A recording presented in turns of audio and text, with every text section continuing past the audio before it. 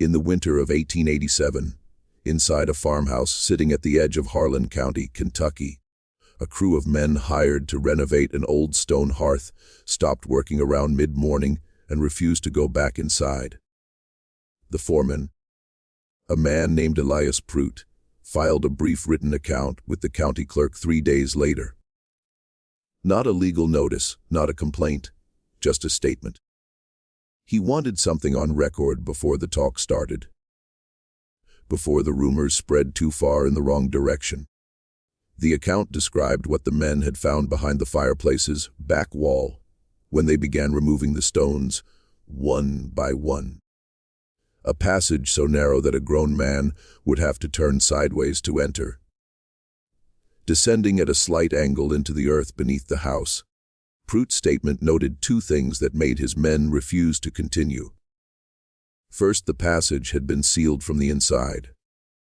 Second, along the narrow corridor's left wall, at roughly chest height, someone had carved a series of marks. Not letters, not numbers, that repeated at regular intervals, as though they were counting something. The county clerk stamped the document and placed it in a folder.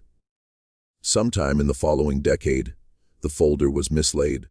The farmhouse changed hands 4 more times before anyone thought to ask why the back wall of the fireplace had been rebuilt so poorly, and why the mortar used on that single section was 20 years newer than the rest. Before we continue with the story of the Harlan County farmhouse and the passage that was never supposed to be found, if you've never been here before, welcome to Liturgy of Fear, where we uncover the darkest and most unsettling corners of American history. Subscribe so you never miss a story like this. Hit the notification bell and tell us in the comments what state or city you're listening from tonight. The truth about what lay beneath that farmhouse didn't emerge all at once. It came in pieces, the way most ugly things do. A document here, a name there, a detail that only made sense when you set it beside 3 other details that no one had thought to connect. What follows is the story of a house, a hidden passage, and the human decisions that made both necessary. Decisions that a family carried for decades in complete silence. For reasons that, once understood, reveal something deeply uncomfortable about the particular moment in American history when the passage was most actively used. Harlan County sits in the southeastern corner of Kentucky, pressed against the Virginia state line by a ridge of mountains that made it one of the most isolated pockets of the Appalachian interior for most of the 19th century. The Cumberland Mountains did not simply surround the county. They defined it. They shaped who could come in and who could leave, how quickly news traveled, and how long a secret could stay buried before the ground gave it up. To understand the farmhouse on Poor Fork, you first need to understand what Kentucky meant in the decades before the Civil War and in the years that followed it. The state occupied a position that was geographic before it was political. A border state, slave, holding but not seceded, southern in its agricultural economy and in many of its social arrangements, but pressed against Ohio and Indiana to the north, free states where the law worked differently. The Ohio River, which formed Kentucky's northern boundary, was more than a geographic feature. For tens of thousands of people, it was the most important line on any map. Crossing it meant one thing. Failing to cross it meant something else entirely. But eastern Kentucky, tucked in its mountains, was not the Ohio River. It was not the quick dash across open water to the opposite bank. It was 100 miles of ridge lines and creek valleys, of settlements that were days apart on horseback in good weather and impassable in bad, of communities where everyone knew everyone and a stranger's presence was noted and discussed. Moving through this landscape required assistance.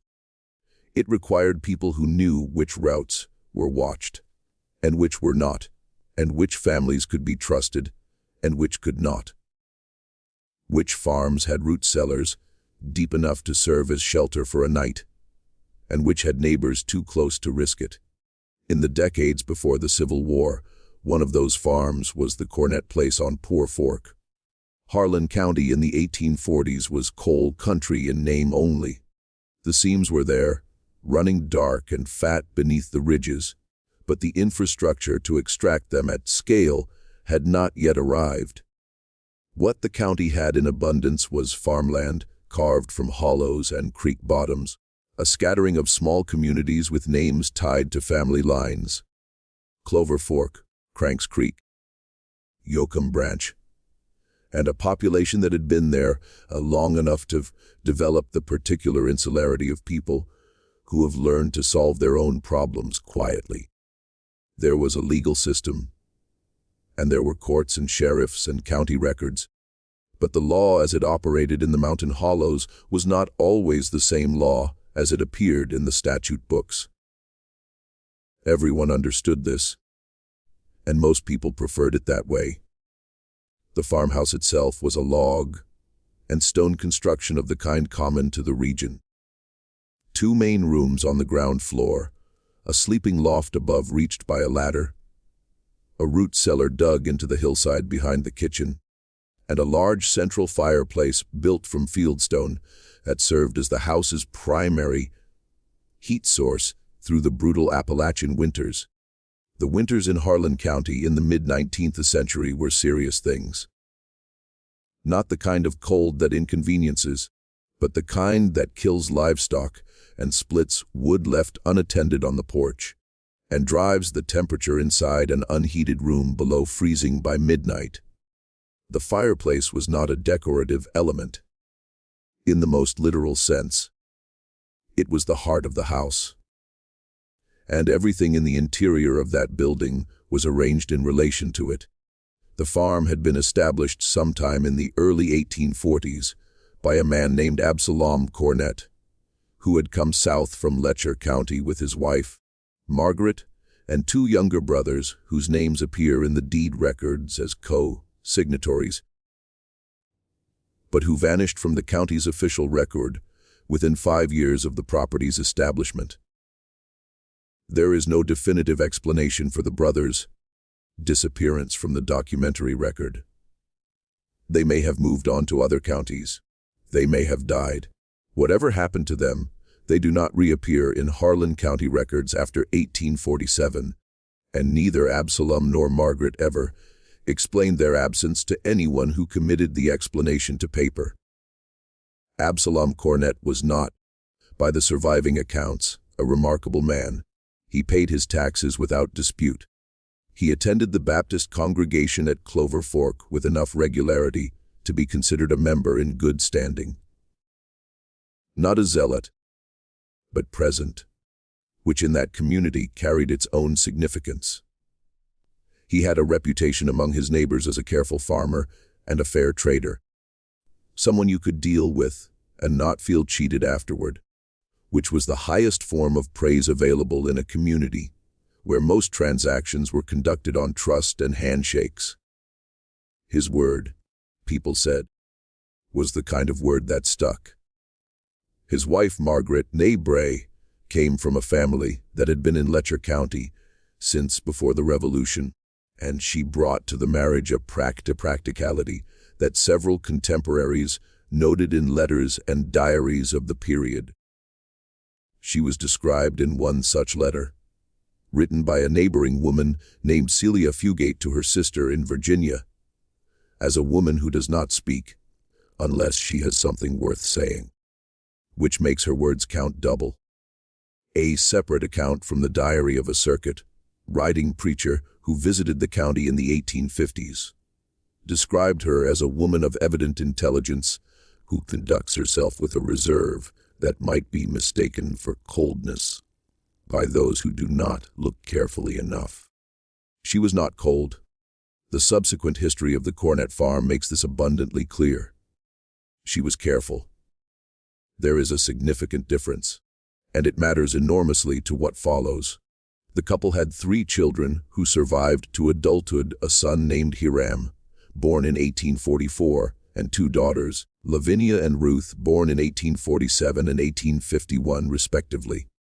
By the time the Civil War came to Kentucky in earnest, and in Harlan County it came hard, with the county's loyalties split down the middle in ways that persisted as a source of violence long after the official fighting stopped.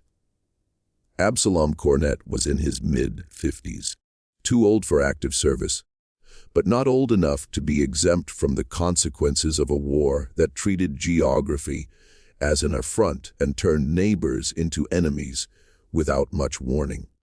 Hiram, old enough to fight, did not fight. The record of why is unclear. There was a period of illness noted in a county medical ledger.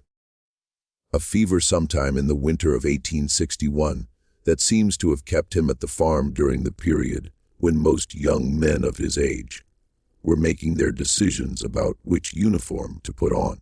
By the time the fever passed, the county's military situation had become complicated enough that a young man with a farm to manage and elderly parents to look after could, with some difficulty, remain where he was. Whether the difficulty was genuine or manufactured is a question that the surviving record does not answer. What the record does answer, or begins to answer, is what was happening at the Cornett farm during the years when the war made the county dangerous. The first documented mention of anything unusual at the Cornett farmhouse appears in a letter written in October of 1863 by a Home Guard lieutenant named Josiah Hensley, who was responsible for monitoring movement along the Poor Fork corridor during a period of particularly intense guerrilla activity. Hensley's letter, addressed to his commanding officer in Barberville, was a routine patrol report of the kind that accumulates in military archives by the thousands.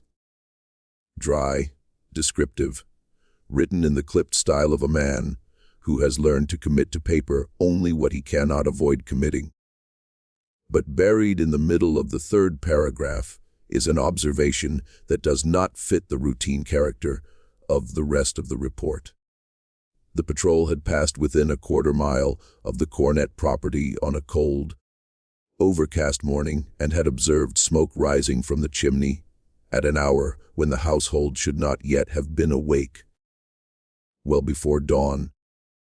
The letter specifies not the tentative gray of earliest morning, but the full dark of 2 or 3 in the morning, when even the most industrious farm household would not yet have started its fire for the day.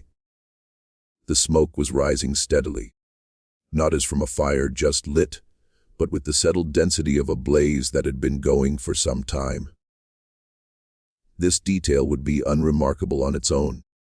People wake early in farming households, especially in cold weather, especially when livestock need attending. Fires are started for any number of reasons in the small hours, and a man patrolling a creek valley in October 1863 had larger concerns than his neighbors' sleep schedules. But Hensley's letter continues. 2 of his men, who had paused to observe the property from the tree line, reported hearing sounds from inside the house that they described as muffled, as though someone were moving heavy objects across a stone floor. The sounds lasted approximately 20 minutes and then stopped entirely with a completeness that one of the soldiers apparently found more unsettling than the sounds themselves. The way a forest goes quiet when something is moving through it, and the quiet feels like information. When the household stirred at a normal hour, shortly after dawn, nothing appeared out of order. Absalom Cornett came out to see to his livestock at the usual time. His son Hiram split wood near the barn with the methodical regularity of a man who has been splitting wood on the same farm since childhood. There was no indication in the household's daytime behavior that anything had occurred during the night. The fire in the hearth, visible through the window when the door was briefly opened, was burning at the modest level appropriate to a household beginning its morning. not the sustained high heat that weeks later Hensley would connect in a private letter to his wife with what he had seen rising from the chimney in the dark. Hensley noted the observation in his official letter, not because he thought it significant, but because he had been instructed to record anything that deviated from the expected pattern of daily life along his patrol route. The deviation was small. He filed it and moved on. What he did not know, and what would not become clear until decades later, was that the same observation, smoke before dawn, sounds of movement in the night, then the household resuming its ordinary routine, as though nothing had interrupted it, was made on at least 6 separate occasions, by at least 4 different people over the course of the war years, and the years immediately following. The pattern was there, documented in letters and diaries and account books, spread across the county's paper record, waiting for someone to read them all at once and recognize what they were describing.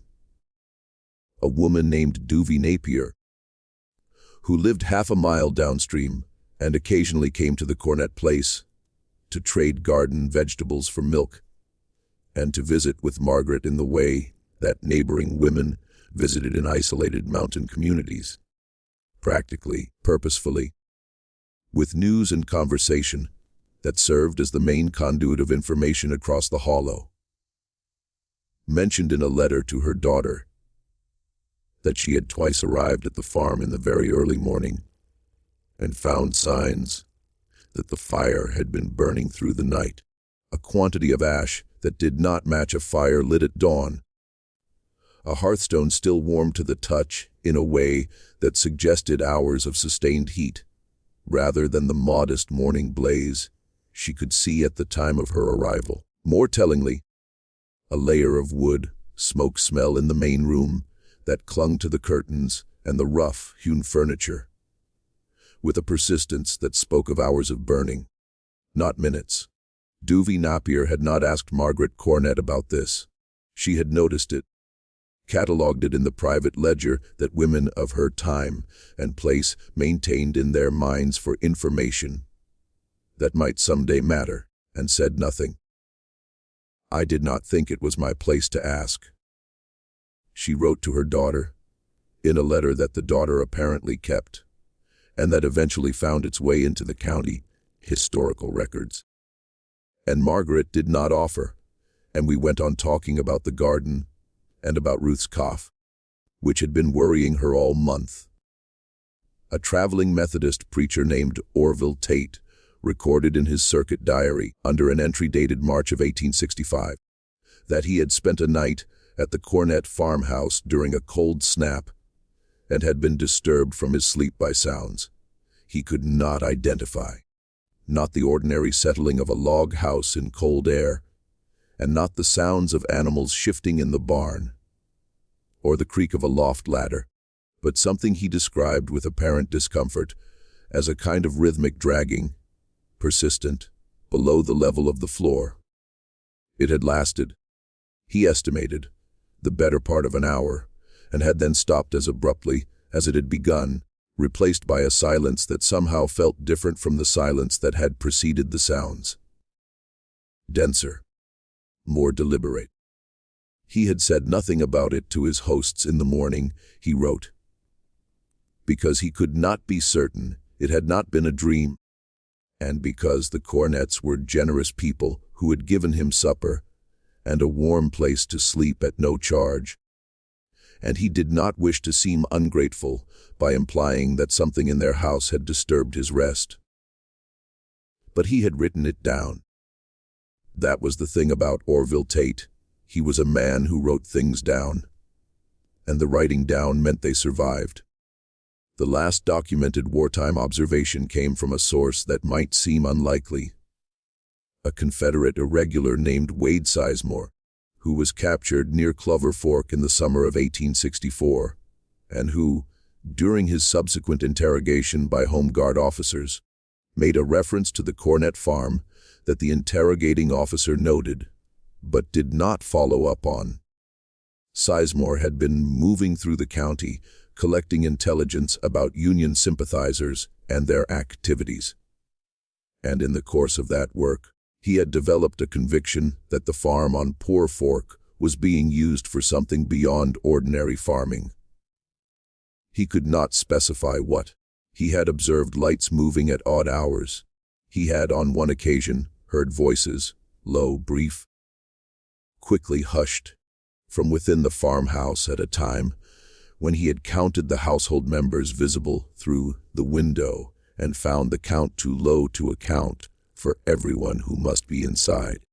But he had no evidence of a specific offense, and the Home Guard officers were more interested in his military activities than in his suspicions about a farm in a hollow. The reference was noted, and the conversation moved on. The war ended. The silence that follows large-scale violence is never as quiet as it sounds from a distance. In Harlan County, the years after Appomattox were marked by the kinds of violence that official histories tend to categorize as lawlessness, but that the people who lived through it understood as the continuation of wartime grievances by other means. Old scores were settled, old alliances frayed, and the men who had fought on different sides found themselves neighbors again, and the adjustment was not always peaceful. There were shootings, there were burnings. There were men who disappeared into the mountains and were never looked for very hard because everyone understood on some level why they had gone. It was in this atmosphere, charged, suspicious, memories long and grudges longer, that the Cornett farmhouse passed through its most consequential period. And it was in this period that a man named Clarence Duff entered the story.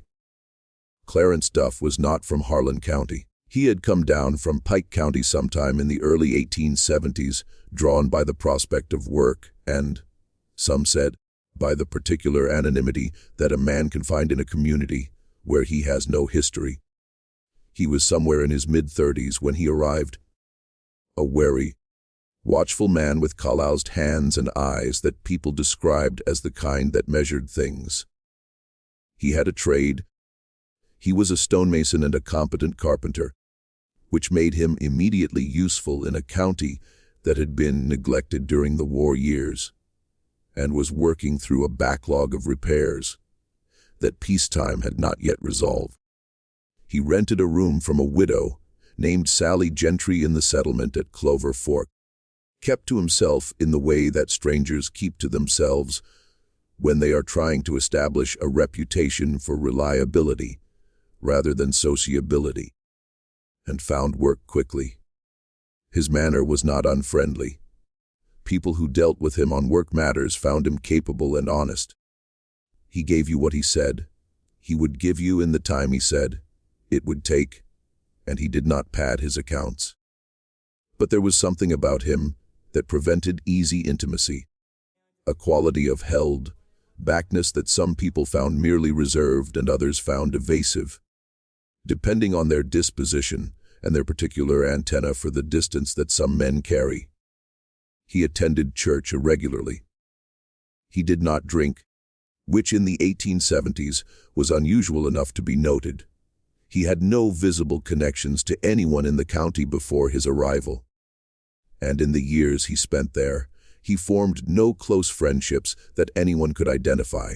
His connection to the Cornett farm began in the spring of 1873 when Absalom Cornett, by then a man in his mid-60s, slowing down noticeably, increasingly dependent on hired labor for the heavier work, contracted with Duff to repair the farmhouse's stone foundation on the eastern wall, which had settled unevenly over 30 years and was beginning to pull away from the main structure in a way that would eventually threaten the integrity of the wall above it.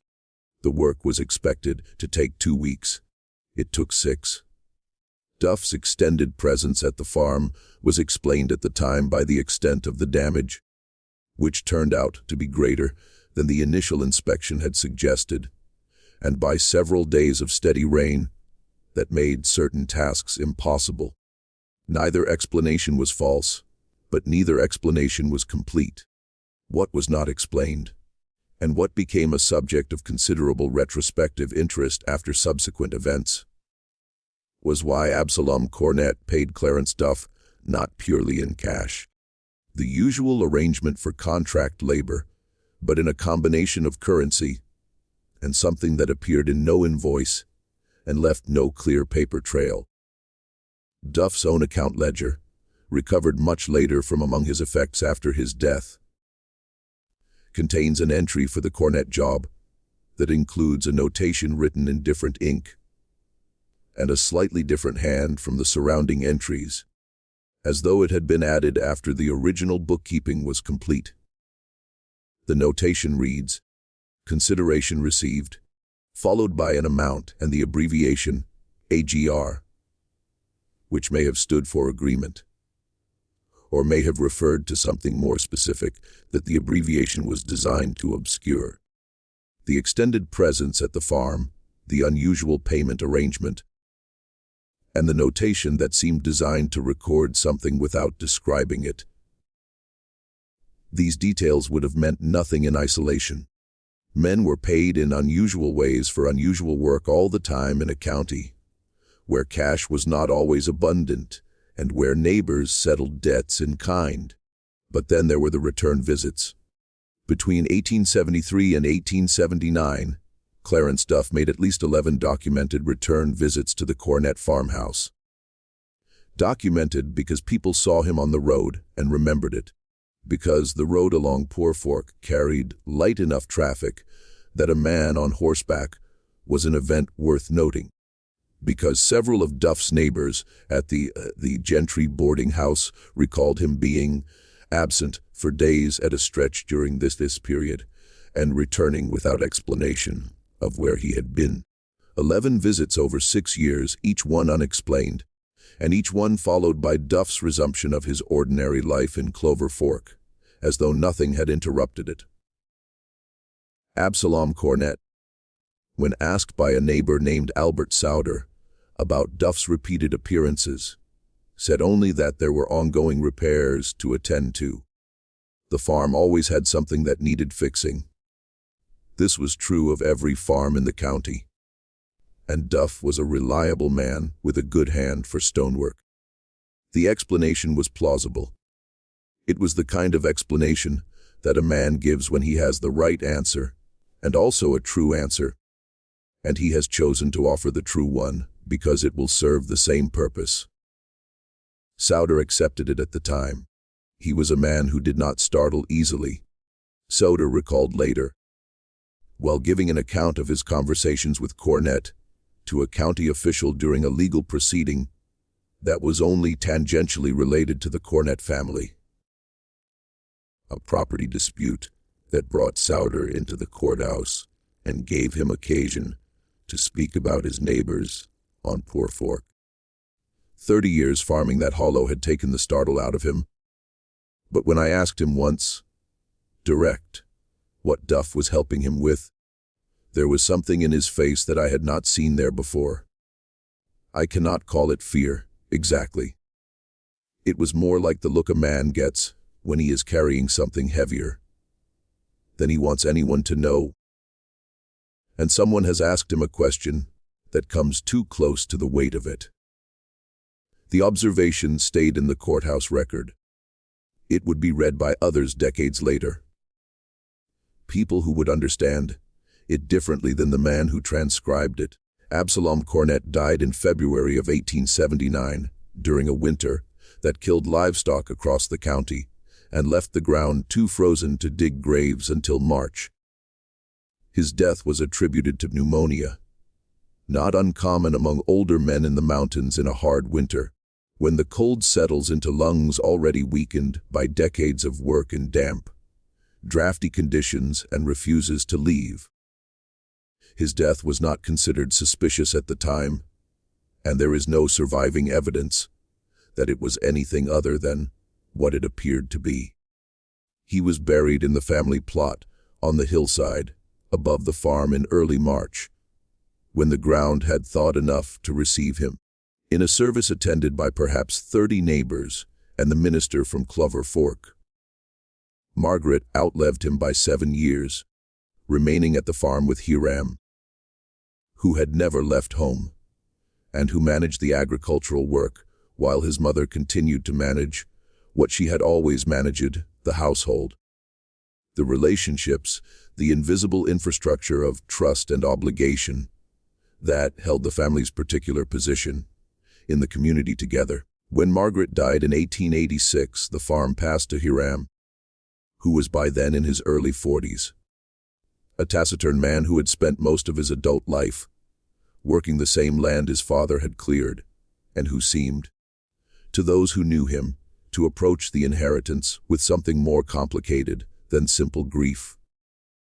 Something that looked, to the more perceptive of his neighbors, like the expression of a man who has accepted a burden that he did not fully choose and does not know yet whether he will be strong enough to carry it the way it needs to be carried. It was Hiram Cornett who hired Elias Prout and his crew in the winter of 1887. And it was Hiram Cornett who gave Prout what appeared to be a straightforward assignment: repair and repoint the farmhouse's main fireplace, which had developed cracks in its mortar after 2 hard freezes in succession. The kind of cracking that spreads from season to season if it is not addressed, and that will eventually compromise the entire structure.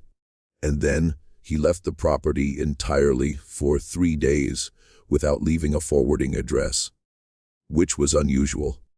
Hiram Cornett had rarely spent a night away from that farm in his adult life. His neighbors noticed his absence. They assumed it was a family matter of some kind, and did not press.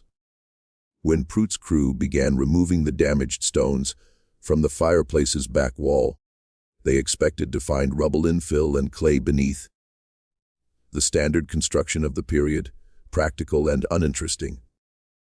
What they found instead, behind a section of wall that was demonstrably newer than the surrounding stonework, was the opening to a passage. And everything that followed, the refusal, the statement, the mislaid folder, the decades of disconnected observation, everything began from that moment. The passage, as Prout described it in his county clerk's statement, was approximately 30 inches wide and perhaps 5 feet tall at its entrance, generous enough for a grown person to enter while crouching and moving sideways, but not built for comfort. The stones lining its walls were fitted without mortar, dry, stacked in the manner used for cellars and root pits throughout the region, but with a precision that suggested they had been placed by someone who understood what they were doing. Not rough field stone thrown together in a hurry. Not the utilitarian roughness of a cellar wall, built to hold dirt back and nothing more, but courses laid with care, with the larger stones at the base and the smaller ones above, the way a skilled mason constructs a wall intended to last for generations. The floor of the passage was compacted earth, tamped flat and smooth in a way that required effort, the kind of effort you invest in a floor you expect to be used repeatedly. The ceiling, where Prout could make it out in the lamplight, was not stone but timber. Heavy beams set close together, and then packed above with a mixture of clay and small stones that would have supported the weight of the floor above without creating the hollow sound that might give away the passage's existence to anyone walking through the room. Someone had thought carefully about every aspect of this construction. Nothing had been left to chance. The passage descended at an angle, Prout noted, as though it had been designed to pass beneath the frost line, beneath the level where winter temperatures could cause the ground to shift and heave, where a poorly built underground space would crack and shift and eventually collapse. He estimated the angle at roughly 15 degrees from horizontal, though he acknowledged he had not descended far enough to be certain. The passage continued into the darkness beyond the reach of the lantern they had brought, swallowing the light at a distance of perhaps 30 feet and offering nothing back but a faint current of cool air that one of his men described in words that Prout recorded in a statement as the same air you get when you open a cellar that has been shut up for a long time. Glisten coal and in the style of earth and stone. It was at roughly 10 feet, in that they had found the marks on the left wall. Long left wall. Prout's statement described them as vertical scratches cut into the stone face with a tool.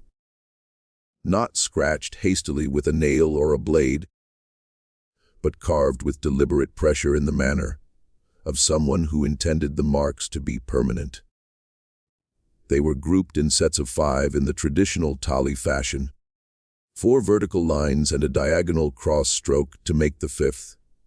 The same system used by anyone keeping account over time, repeated at intervals of roughly 18 inches along the wall.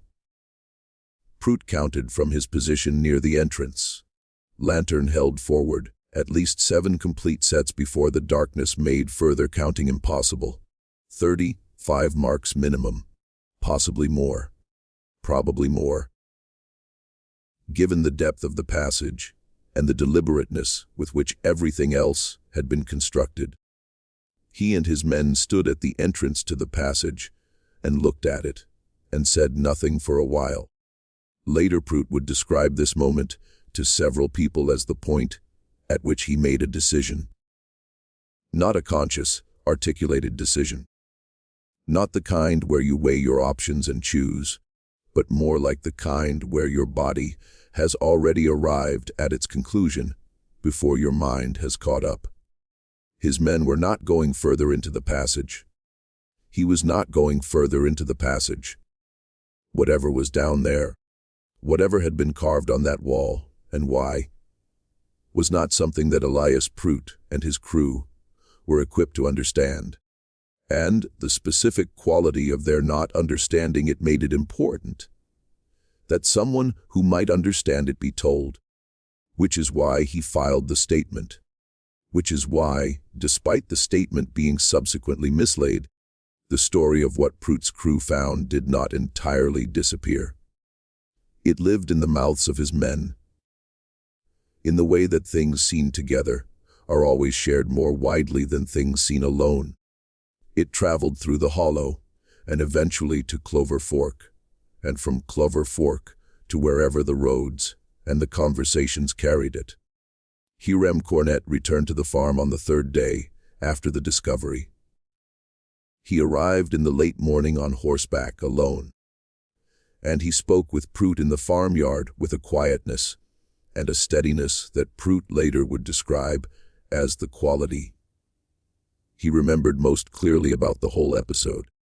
Not anger, not distress, not the flustered embarrassment of a man caught in something. Just a kind of settled acknowledgement.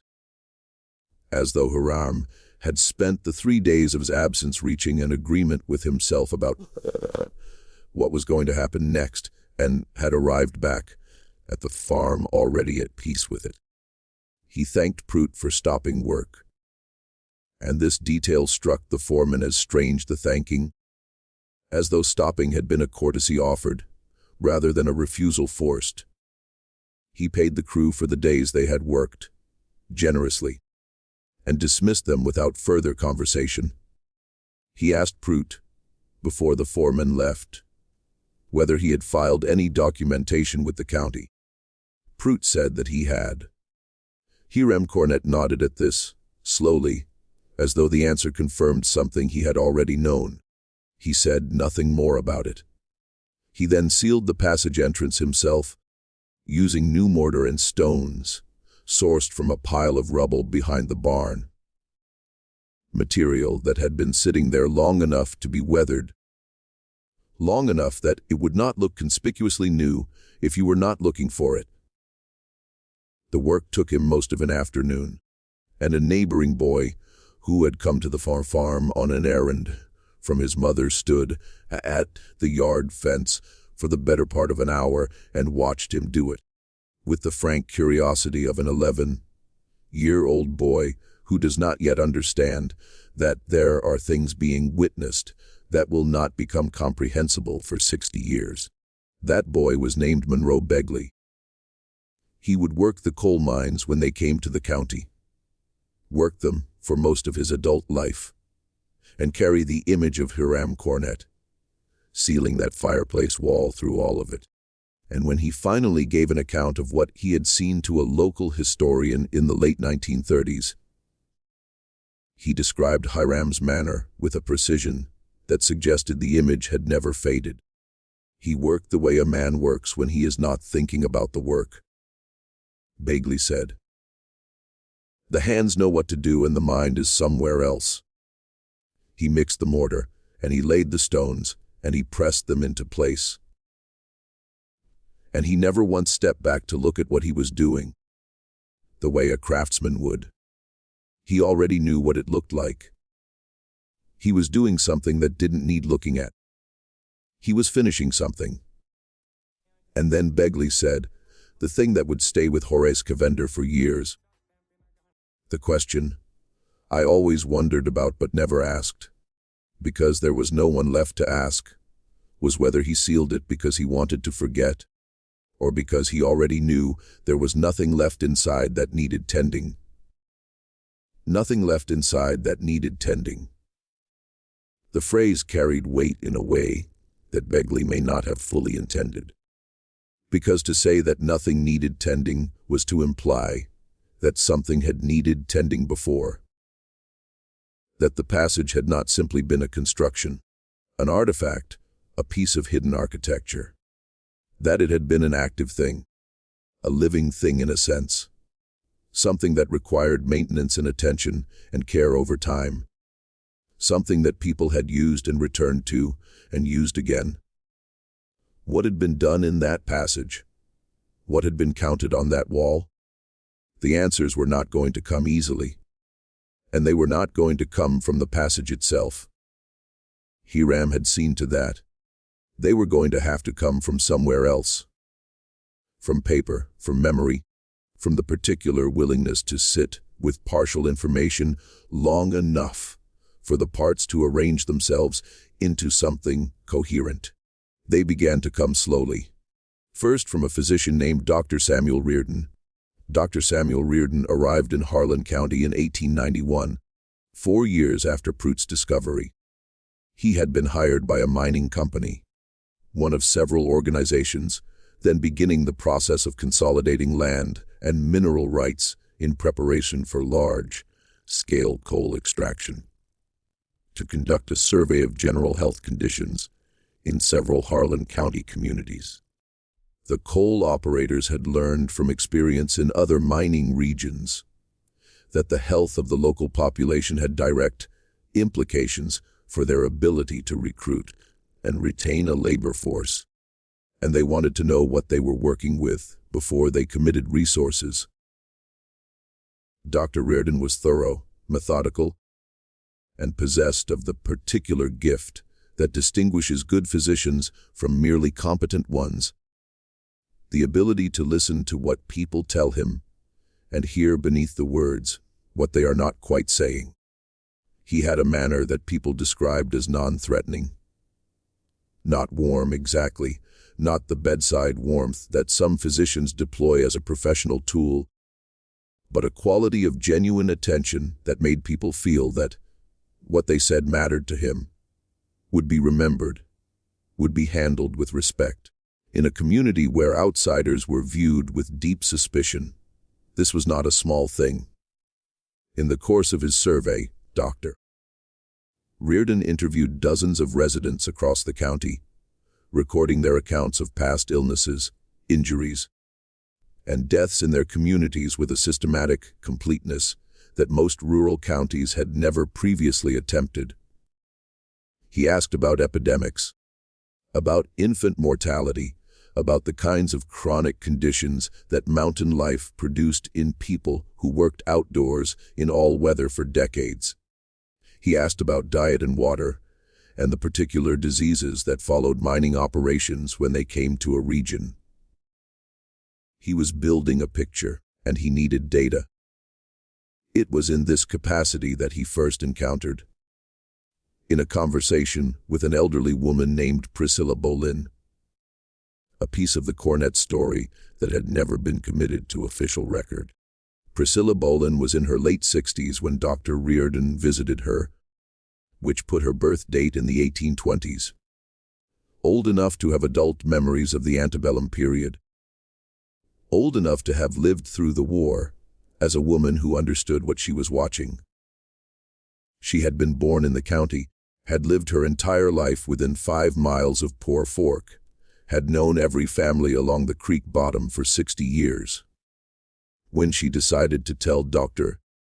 Reardon what she knew, she did not approach the subject indirectly or frame it as a memory or a rumor. She told him she had something to say that she had not said in many years, and she said it. During the war period and in the years before it, she told him, the Cornett farm had been known among a certain group of people. She was careful about how she described this group, using the phrase, people who had reason to move carefully, with a deliberateness that Dr. Reardon noted in his transcription, as a place where assistance could be obtained. She did not initially specify the nature of the assistance. She said that she had known of at least 3 individuals who had come to the Cornett farm under specific circumstances and had not been seen again in the county afterward. She said that in some cases, this was the intended outcome, and the families of those individuals understood this and were grateful for it. In other cases, she was less certain of the outcome, and that uncertainty had stayed with her across the decades since. Dr. Reardon asked her directly, what kind of assistance? She was quiet for a moment. Then she said that during the 1850s and into the war years, a person could sometimes need to move through the Kentucky mountains in ways that the law would not permit, and that the wrong neighbors would not tolerate. That the Cornett farm was a place where such movement was made possible for a period of years, by people who had decided that certain things mattered more than the legal arrangements of the time.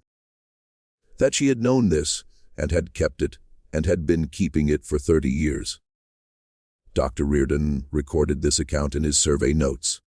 He was careful and precise in his transcription, preserving her exact words where he could and paraphrasing closely where he could not. He did not, at that point, connect it to any specific physical feature of the Cornett farm. He had not heard of Elias Pruitt's discovery 4 years earlier. He noted the account as an example of the wartime social networks that had existed throughout eastern Kentucky. Networks that had moved information, goods, and people under difficult and dangerous conditions, and added a brief editorial observation that the isolation of the mountain hollows had made such networks simultaneously more necessary and more sustainable than they might have been in more accessible terrain. He filed the survey with the mining company. The survey was filed in the company's records.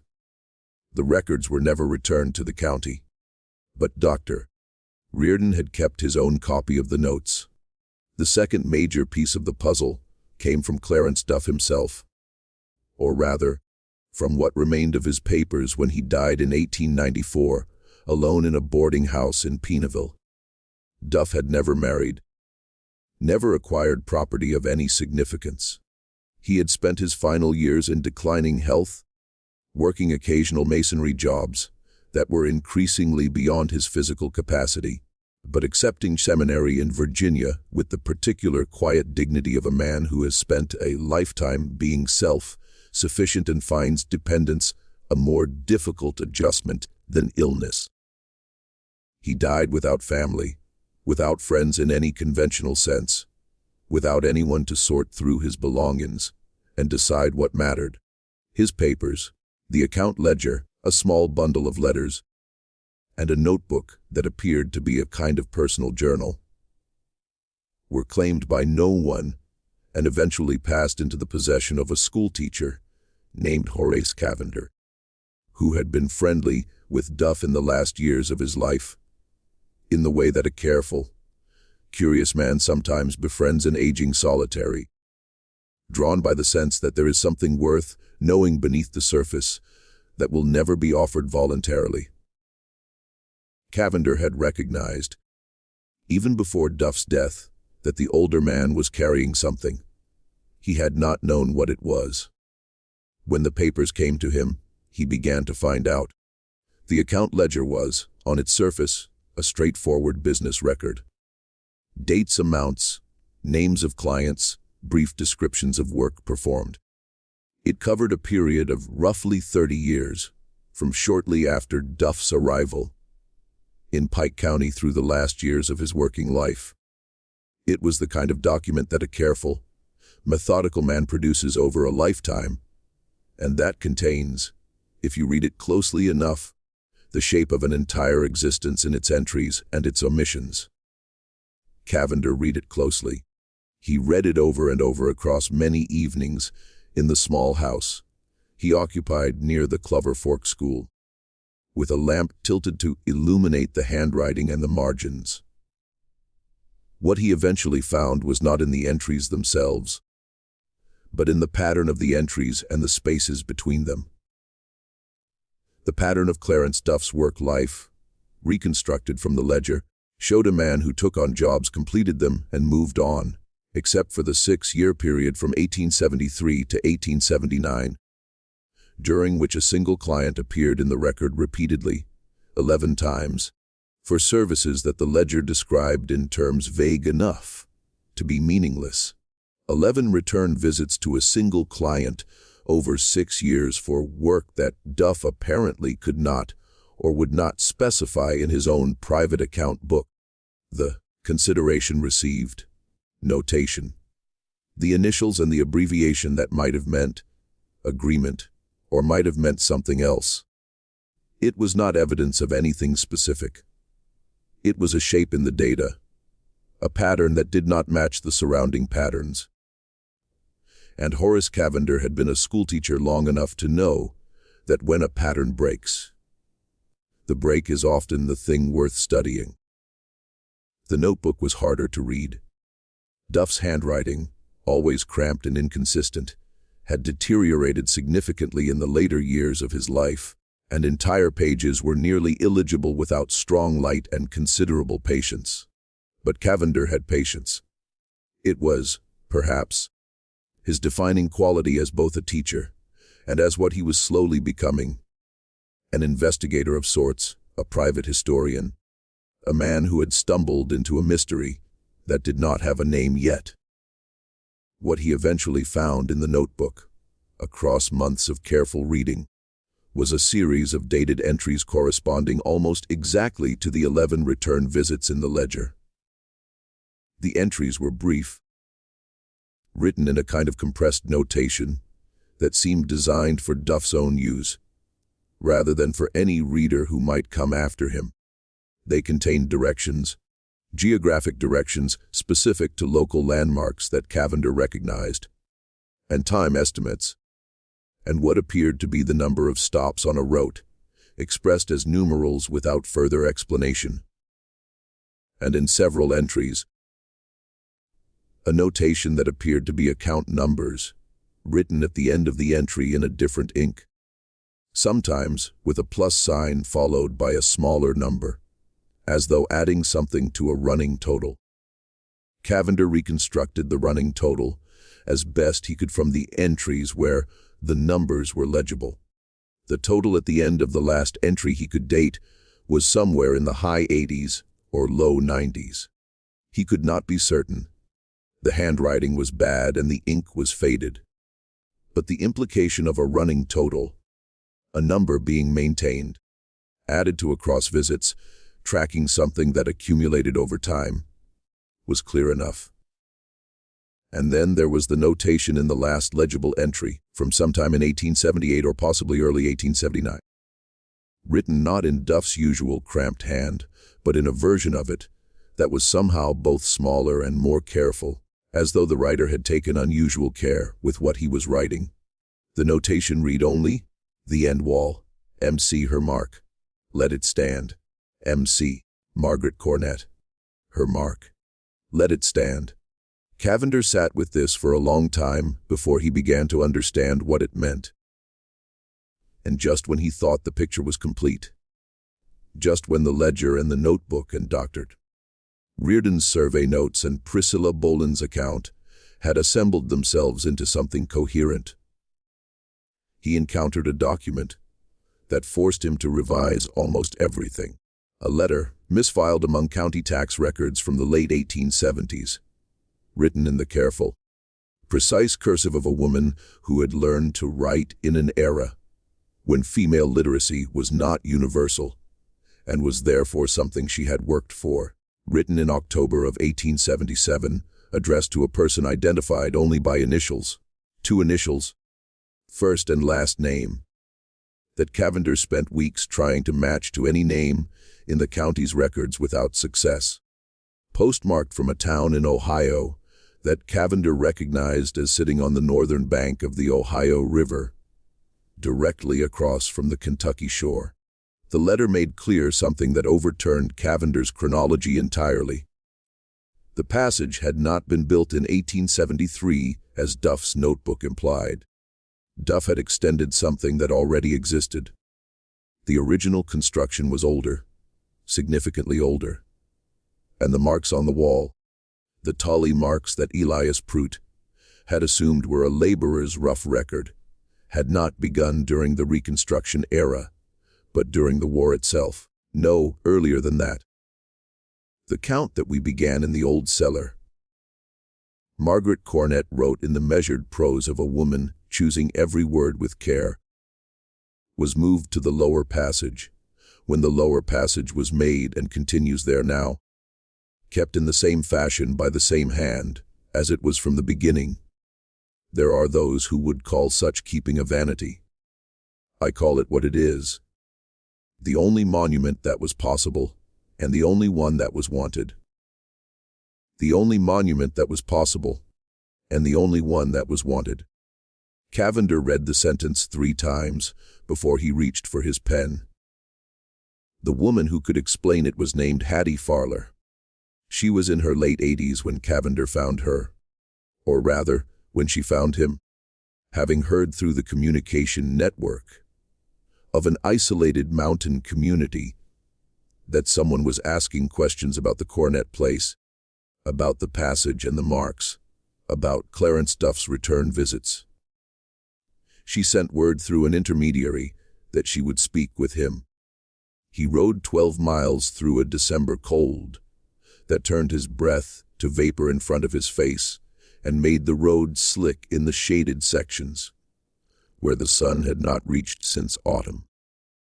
She lived at the head of a creek called Martine's Fork, in a small house that had the settled, organic quality of a building that has never been separated from the person who occupies it. The house smelled of wood smoke and dried herbs, and the particular mineral smell of stone walls in cold weather.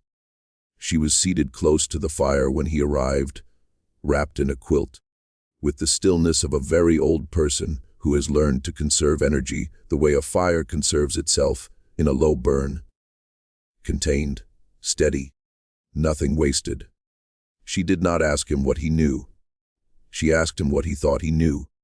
And then she listened to his account with an expression that shifted once, slightly, when he mentioned the count in Duff's notebook, and then settled back into a composure that he read as the expression of a woman who has been deciding for many years whether to have this conversation and has finally decided. You have most of it, she said. Not all of it. The part you are missing is the beginning. The beginning, she told him, was not Clarence Duff, and it was not 1873, and it was not even the Civil War. The beginning was Margaret Cornett, and it was the late 1840s.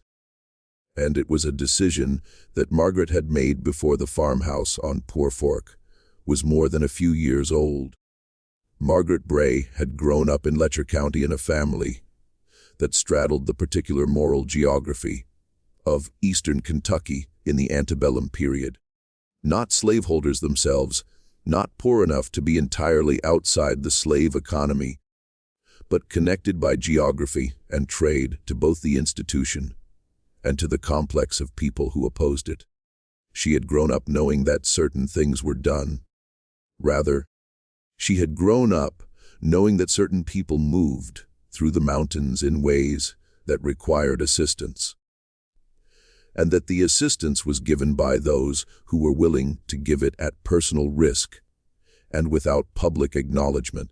When she married Absalom Cornett and moved to the Poor Fork farm in the early 1840s, she arrived with an understanding of what the farm's location made possible and a very clear intention about what she was going to do with that possibility.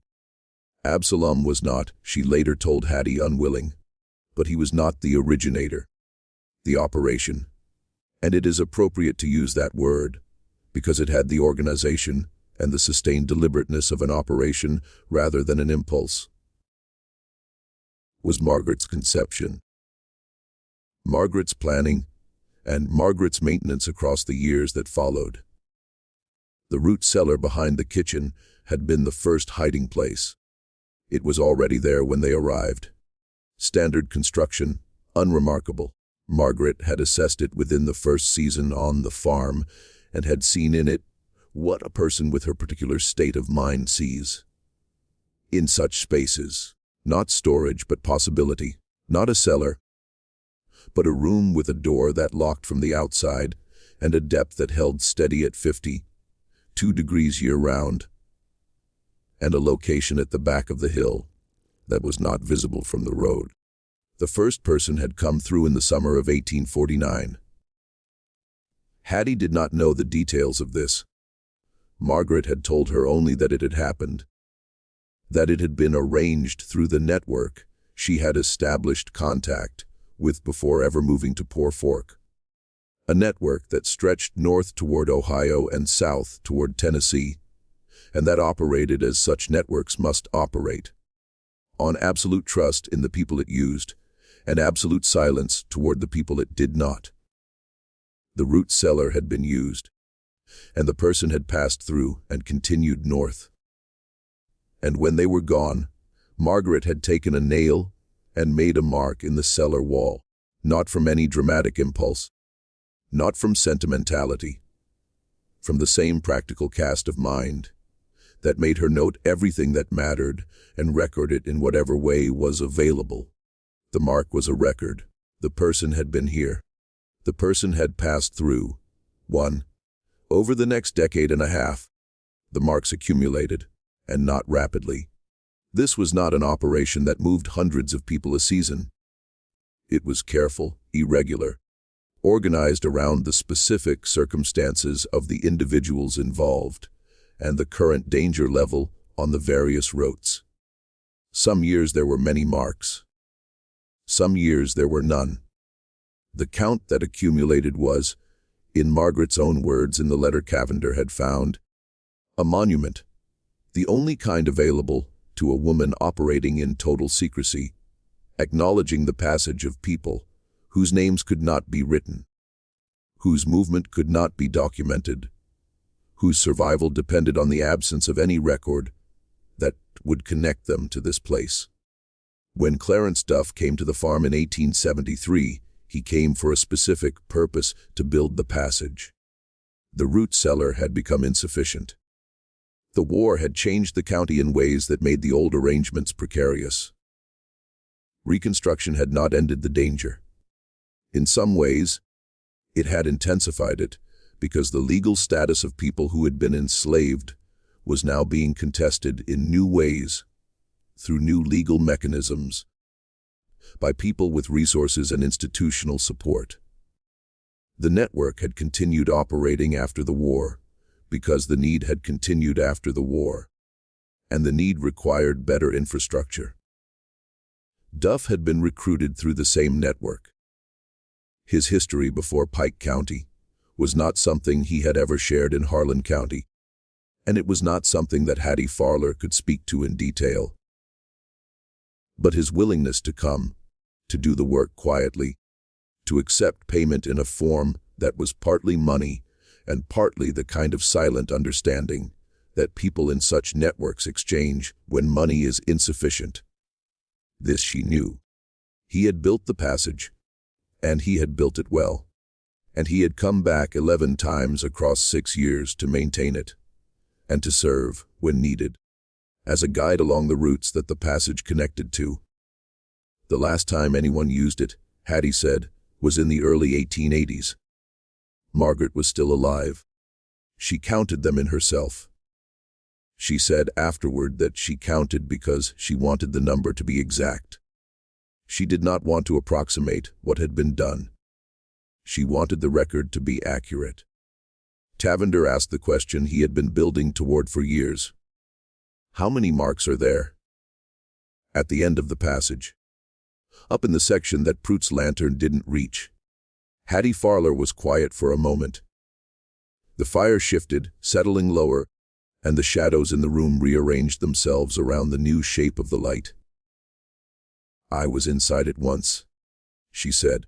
Margaret took me in the late 1870s. She wanted someone else to have seen it. She wanted a witness. I counted, she told him. 112 complete tally marks.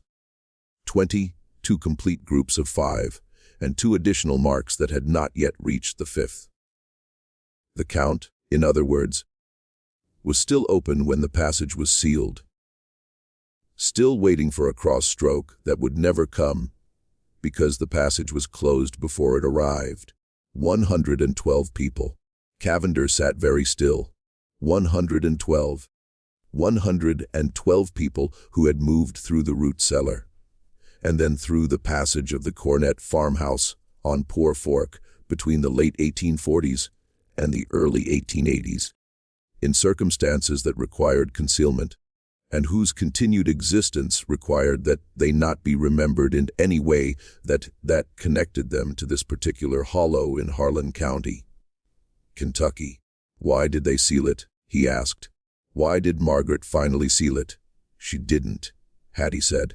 That was Hiram. After she died, he decided the risk had passed. Or maybe he decided he couldn't carry it the way she had. I don't know which, maybe both. He sealed it. And then he hired the mason. And then he left for 3 days because he couldn't watch someone break open what his mother had built, even if the breaking open wasn't that. And the name, Cavender said. Duff's notebook had mentioned a name carved at the end of the passage, a mark different from the others. Hattie looked at him for a long moment. Then she described it, a woman's name, first name only, cut in careful letters 1/2 inch tall at the very end of the passage wall, where the passage terminated at a stone face. A name that Cavender recognized when he heard it as belonging to no one he had ever found in any county record connected to the Cornett family. A name that stood there at the end of the count, not as a number, but as a person. The person for whom the count had been kept. The person who had been the reason for the first mark on the root cellar wall in the summer of 1849. The first one through. The one who had made the operation possible by demonstrating that it was possible. The one whose passage had convinced Margaret Cornett that what she was doing was worth doing. That the risk and the silence and the weight of the secret were worth what they produced at the other end of that cold, narrow underground corridor. Cavender did not ask Hattie to repeat the name. He had heard it clearly the first time. And as he prepared to leave, mounting his horse in the December cold with his notes inside his coat where the wind could not reach them, he made a decision that he would maintain for the rest of his life. The name would not go into his record. It had stayed private for 60 years because the people who knew it had decided it should be private. He was not in a position to override that decision. Some things belong to the people who made them, and the archivist's job is not always to surface everything. No. Sometimes it is to understand what was buried and why, and to let the why stand. Horace Cavender never published anything about the Cornett farmhouse. The notes survived because he gave them, on his death in the early 1920s, to a nephew with a brief written instruction. These belong in an institution that will handle them carefully, and I leave it to you to find one. The nephew, a practical man who did not share his uncle's antiquarian inclinations, but respected them, took the instructions seriously. The notes passed through several custodians over the following years and eventually came to rest in a small local archive in Harlan County, sometime in the mid-20th century. Catalogued under a heading that did not mention the Cornett family by name. By then, the farmhouse itself was gone. The coal industry had come to Poor Fork and had reshaped the landscape so completely that the ground where the farmhouse had stood was unrecognizable. Regraded, rerouted, incorporated into the infrastructure of extraction that had been the county's economic future since before anyone living there had been born. The passage was gone. The root cellar was gone.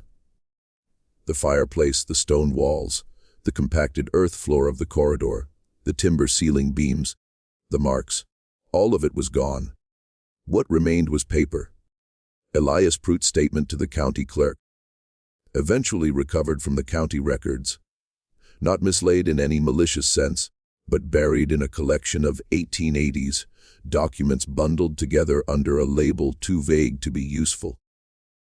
Found by a researcher who was looking for something else entirely, and recognized in the brief, precise language of Pruitt's account, the quality of a man who had understood, even in the moment of the discovery, that he was documenting something that mattered. Dr. Reardon's survey notes, or at least the copy he had kept for himself, which eventually made their way into a state archive in Frankfort, where they were catalogued as a public health document and almost never consulted. Priscilla Boland's account, existing only in Reardon's transcription, her actual voice long gone. Duff's account ledger and notebook. The handwriting faded to near illegibility in many sections, preserved almost entirely by Cavender's careful transcription of the most important passages. And Cavender's own notes the reconstruction, the reasoning, the months of patient connection making that had assembled the individual pieces into something approaching a complete picture. The letter in Margaret Cornett's hand from October of 1877, the one that had been misfiled among tax records and that had rewritten Cavender's chronology, cannot now be located. Whether it was removed deliberately, whether it was lost in one of the moves the archive collection underwent over the decades, whether it was destroyed, no one knows. Cavender's transcription of the key passages from it is the only evidence that it existed. Hiram Cornett died in 1903, the last of Absalom and Margaret's children to survive. He had never married. He had farmed the Poor Fork land until the mining companies began buying up the mineral rights in the county. And then he had sold. And then he had moved to a town further up the county and lived out his final years in a boarding house. Not entirely unlike the one where Clarence Duff had died 9 years earlier. He left no papers. If he kept a journal or wrote letters that contained anything about what he knew, those documents have not been found. He was buried in the same hillside plot as his parents in the years before the coal operations reached that section of the hollow and changed everything around the graves, without disturbing the graves themselves. The count was 112, as Hattie Farler had told Cavender. 112 people who passed through the root cellar, and then through the passage across more than 30 years, in circumstances that required absolute concealment. 112 marks on a wall that no longer exists. Those 112 people, whose destinations were not recorded, whose subsequent lives cannot be traced to this particular hollow, who entered the passage, carrying whatever they carried, and emerged somewhere on the other side of the Kentucky mountains into whatever came next. Whether they found what they were looking for is not a question that the Cornett farmhouse's history can answer. The marks recorded their passage, not their destination or their fate. Each mark said only someone was here. Someone passed through. Someone was counted. The silence that surrounded the operation, the deliberate, sustained, multi-generational silence of everyone who knew, was not, as has sometimes been assumed about such silences, a silence born of shame. It was the silence of protection. Protection for the people who had been moved through the passage, some of whom might still have been in positions of vulnerability decades after the passage was sealed. Protection for the network that had made it possible for the people at other points along the routes who had taken the same risks and made the same choices and were owed the same discretion. Protection for the operation itself against the retrospective judgment of a post-war society that was still, in many of its legal and social arrangements, working out what it actually believed about what had been done and who had the right to do it. Margaret Cornett had chosen the record over the recognition. She had understood, perhaps from the very beginning, from the moment she put the first mark on the root cellar wall in the summer of 1849, that the recognition was not possible and was not the point. The marks were not for posterity. They were not for history. They were for the count itself, for the accuracy of the count, for the fact of 112 being exactly 112 and not an approximation.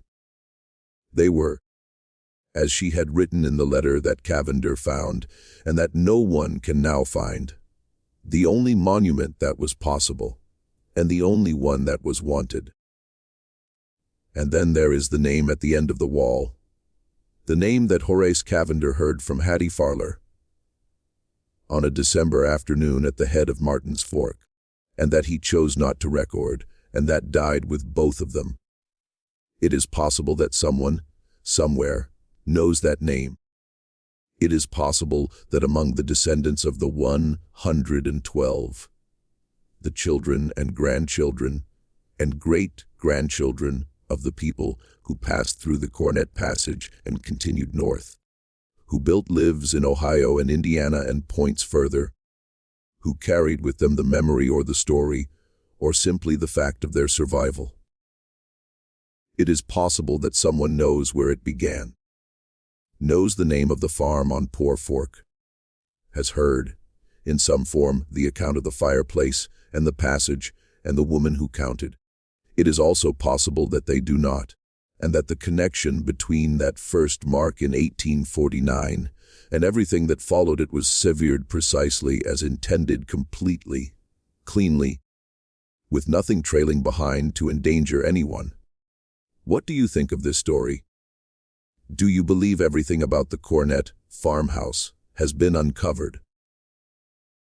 Or do you think there are layers that still haven't come to light? Do you think Margaret Cornett made the right choice, giving up recognition for safety? Leave your comment below. These are the conversations that history deserves, and almost never gets. If this story stayed with you, if you want more dark chapters of American history told this way, without the comfort of easy answers, subscribe to Liturgy of Fear. Hit the notification bell, and share this video with someone who understands that the most disturbing stories are the ones that could have actually happened. And that very often did. We'll see you in the next one.